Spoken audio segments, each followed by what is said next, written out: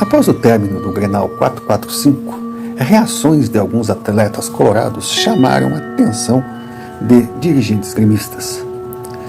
A gente sabe, o Inter tem um histórico de jogadores serem descobertos, digamos assim, consumindo substâncias não consideradas politicamente corretas. É difícil a gente encontrar as palavras para não correr o risco de ser mal interpretado. É complicado. Mas nós tivemos exemplos, tanto que um é bem recente.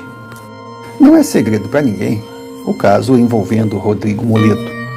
Para quem não sabe detalhes, eu coloco que, falando assim, tipo leigo, Rodrigo Moledo foi diagnosticado como tendo uma substância no seu organismo que melhora o desempenho físico e, com um detalhe, ela é rapidamente absorvida.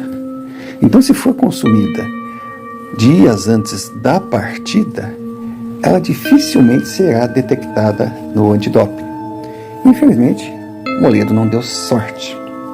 O que mais chamou a atenção foi a forma que a diretoria do Inter reagiu. Se colocou ao lado do atleta, comprou as dores, assinou embaixo, dando parecer da conduta ilibada do jogador e que o clube estaria sempre ao lado do zagueiro.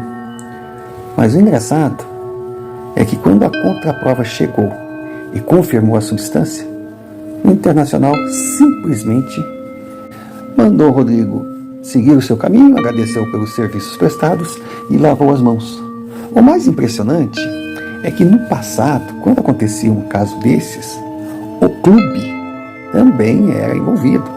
Tinha perda de pontos, tinha punição, tinha denúncia junto à CBF e à FIFA, mas nada acontece quando é o Esporte Clube Internacional.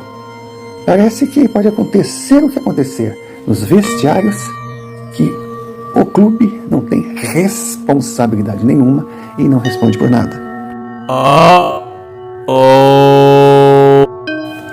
Outro caso que chamou a atenção foi em 2015, quando dois volantes colorados, Milton e Wellington, foram pegos no mesmo exame usando a mesma substância. Os jogadores foram dispensados pelo clube. E o mais engraçado é a gente ter que aceitar que foi uma coincidência.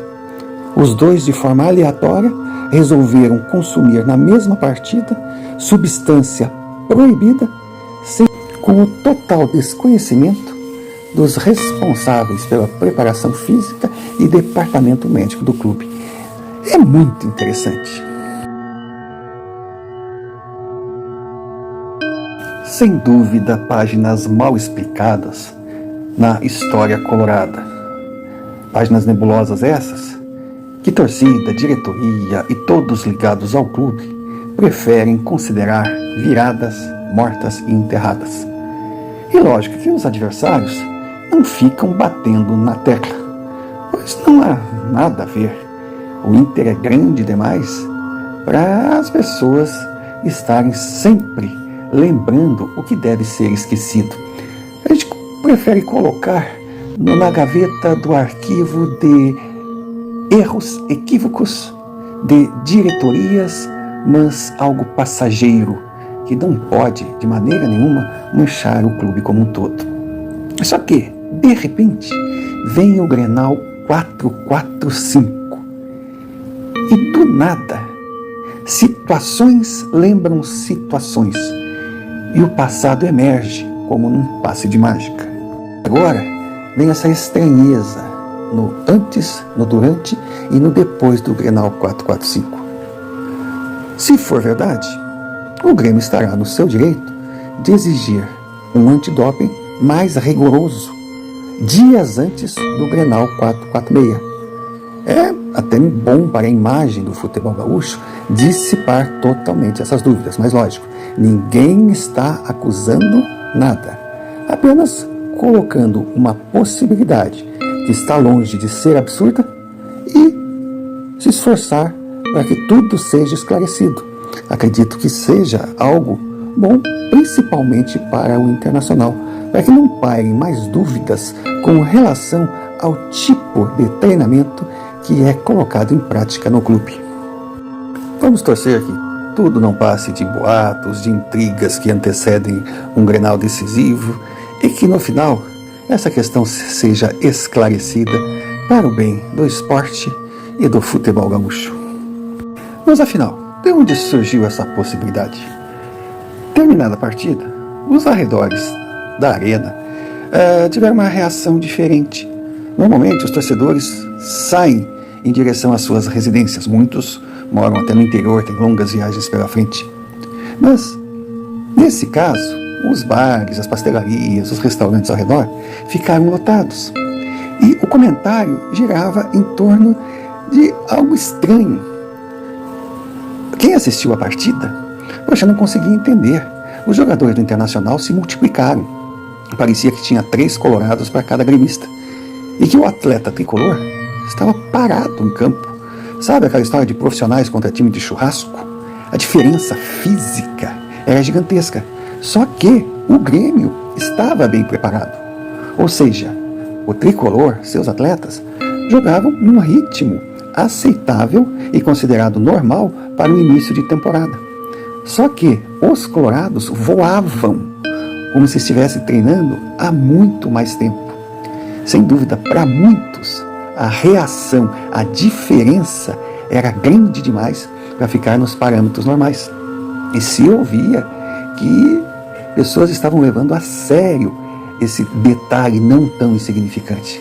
E sem falar nas reações individuais de alguns atletas, que pareciam estar em outra sintonia. Um que foi citado foi o Borré. O cara, antes de entrar em campo, estava ligadaço.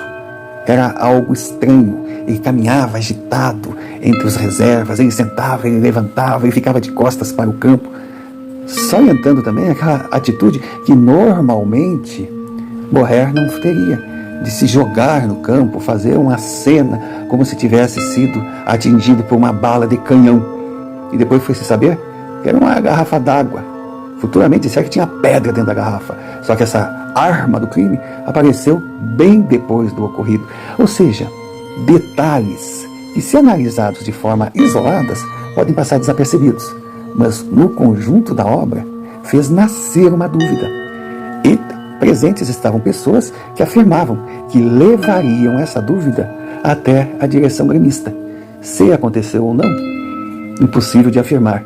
Se terá uma continuidade ou uma reação do Grêmio, é coisa que o tempo dirá.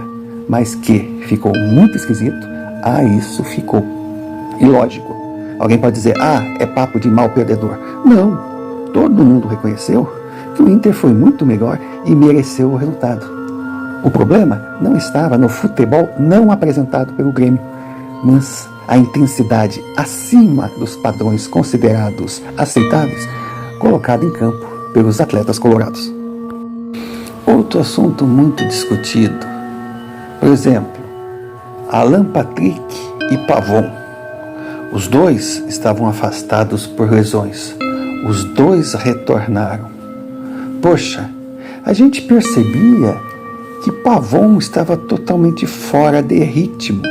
É natural para um atleta que fica vários dias no departamento médico. Já Alan Patrick voava como se estivesse na plenitude da sua forma. Caramba, será que o departamento médico do Grêmio é tão incompetente? Ou, do outro lado, será que o departamento médico colorado é de uma evolução de primeiro mundo, algo fora dos padrões dos reles brasileiros? Ou será que será? Pois é, esse é o problema. É o será. Tem também a questão do conjunto, já que futebol é um esporte coletivo. O Internacional começou o jogo voando. Eles estavam a 1000. E no segundo tempo, do nada, a luz do time apagou.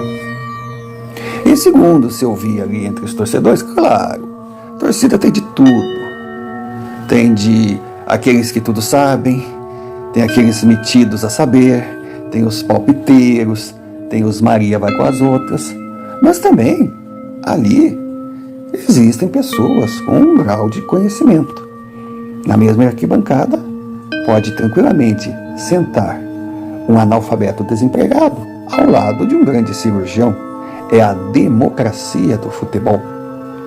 Esse ouviu comentários que não comprova nada, não é um fato definitivo, mas é um dos sintomas de equipes de esportes coletivos que estejam, digamos assim, turbinadas, começarem dando tudo, mas esse tudo ter um prazo de validade e na sequência da partida apagar, simplesmente parar, como se fosse um carro andando a 200 por hora e do nada a velocidade cai para 20. Diz que essa oscilação é um efeito colateral de algo que tenha sido consumido.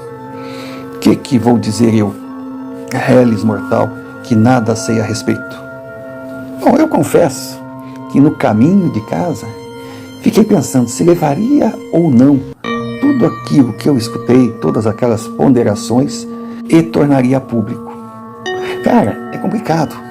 Eu não quero parecer aqui que estou acusando, principalmente porque citei alguns nomes de atletas que de maneira nenhuma eu quero insinuar nada ou prejudicá-los.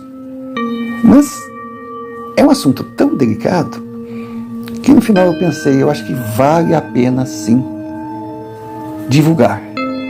Assim, a chance será dada para não restar dúvida nenhuma, para que o Internacional possa se posicionar em defesa, inclusive, dos nomes citados, em defesa da sua equipe como um todo, em defesa também do trabalho realizado no departamento de futebol do clube.